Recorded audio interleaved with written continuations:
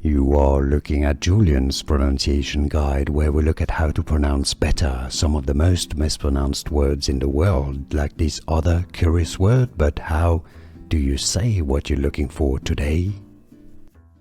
Let's learn how to pronounce this rather confusing name once and for all correctly. We're gonna have to look at the Spanish pronunciation and the Italian pronunciation as well. I believe it's probably more common as a Spanish name. If you want to learn more Spanish pronunciations and Italian, stay tuned. I've got more videos for you in Spanish before the Italian. Eugenio, alright? So you have to separate out the E and the U here.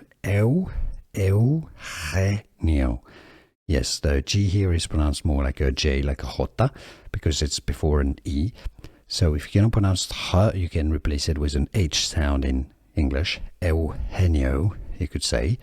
Eugenio is the Spanish pronunciation. In Italian, the pronunciation is as Eugenio. Eugenio.